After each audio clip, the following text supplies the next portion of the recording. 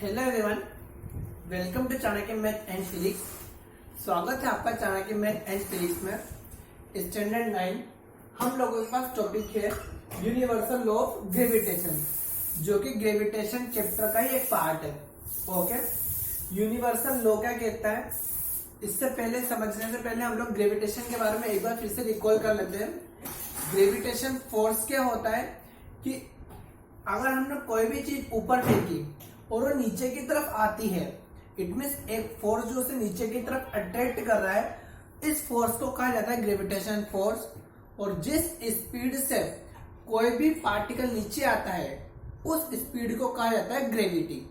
Okay, तो universal law of gravitation समझने के लिए हम मान लेते हैं हमारे पास दो पार्टिकल है, पार्टिकल ए और पार्टिकल बी। पार्टिकल ए का मास कैपिटल एम है, पार्टिकल बी का मास स्मॉल एम है। तो हम समझ सकते हैं यानी कि ये पार्टिकल छोटा है, ये पार्टिकल बड़ा है। ठीक, इन दोनों की डिस्टेंस कितनी है, आर है। दोनों के बीच की डिस्टेंस कितनी है, आर है। तो हम कह सकते हैं यूनिवर्सल लॉ क्या कहता है, हमारा यूनिवर्सल लॉ कहता है कि जो इन दोनों पार्टिकल्स के बीच में जो फोर्स लगेगा वो प्रोपोर्शनल होगा दोनों पार्टिकल्स के मल्टीप्लाई के। ठीक, जिसे हम लोग कुछ इस तरीके से लिखते हैं, जब आप लोग डेरिवेशन सोल्व करेंगे, इन दोनों फोर्स इज प्रोपोर्शनल दोनों पार्टिकल्स के मल्टीप्लाई के प्रोपोर्शनल होगा, और यही फोर्स इनवर्स प्रोपोर्शन होगा दोनों के डिस्टेंस के स्क्वायर के। ठीक, इट मीन्स दोनों पार्टिकल में जो फोर्स लगेगा वो फोर्स कितना होगा, दोनों पार्टिकल के मास को मल्टीप्लाई करो, उनका प्रोपोर्शन, एंड इनवर्स प्रोपोर्शन इनके बीच की डिस्टेंस के स्क्वायर के। इट मीन्स दोनों इक्वेशन से क्या बना हमारे पास, F is proportion m small m upon r square. तो ये अपने पास फोर्स लगा दोनों पार्टिकल्स के बीच में। दोनों पार्टिकल्स के बीच में कितना फोर्स लगा, m small m upon r square. ये सिंबल है प्रोपोर्शन का। ओके, तो यूनिवर्सल लॉ ऑफ ग्रेविटेशन क्या कहता है, दो पार्टिकल्स के मास का मल्टीप्लाई एंड उन दोनों पार्टिकल्स की डिस्टेंस के स्क्वायर का इनवर्स प्रोपोर्शन ही दोनों पार्टिकल्स के बीच में लगने वाला फोर्स होगा। अब इसे थोड़ा और सोल्व करते हैं, तो देखिएगा F ये प्रोपोर्शन का सिंबल है, तो ये रिमूव हुआ तो यहाँ आएगा G।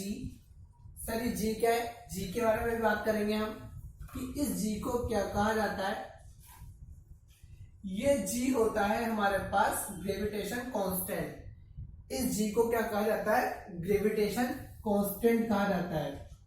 ये G है अपने पास ग्रेविटेशन कांस्टेंट, जिसकी वैल्यू फिक्स होती है।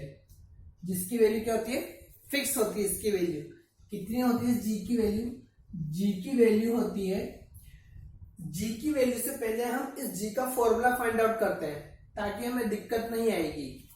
ठीक, फोर्स का फॉर्मूला क्या होता है, फोर्स की यूनिट क्या होती है,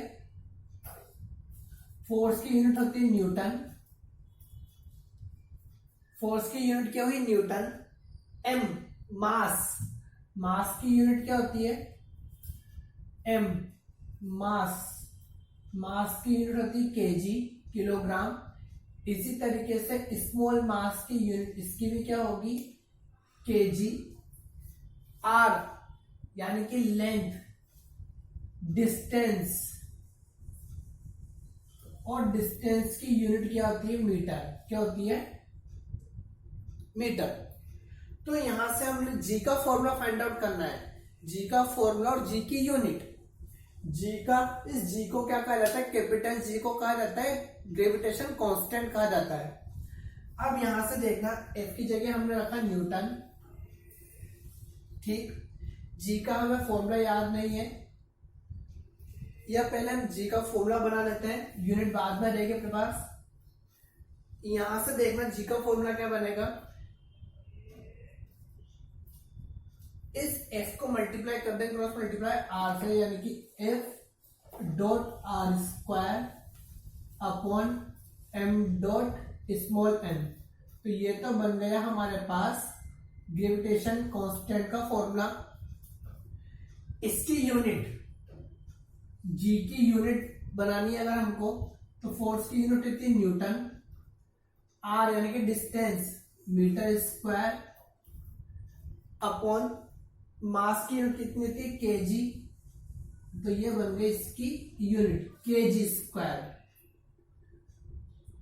ग्रेविटेशन कांस्टेंट, कैपिटल जी को कहा जाता है ग्रेविटेशन कांस्टेंट। ग्रेविटेशन कांस्टेंट का फॉर्मूला बना F r square upon m m, m capital m small. इसका फॉर्मूला बना अपने पास, फोर्स की यूनिट होती है एन, ये जी की यूनिट हो गई। अब जी की वैल्यू की बात कर लेते हैं जो कि फिक्स है, काफी इंपॉर्टेंट है, इंपॉर्टेंट याद रख ही लेना, ये काफी इंपॉर्टेंट है। ये होती है हमारे पास 6.67 मल्टीप्लाई 10 की पावर 6.67 मल्टीप्लाई 10 की power -11 newton metre square upon kg square. काफी इंपॉर्टेंट है ये अपने पास,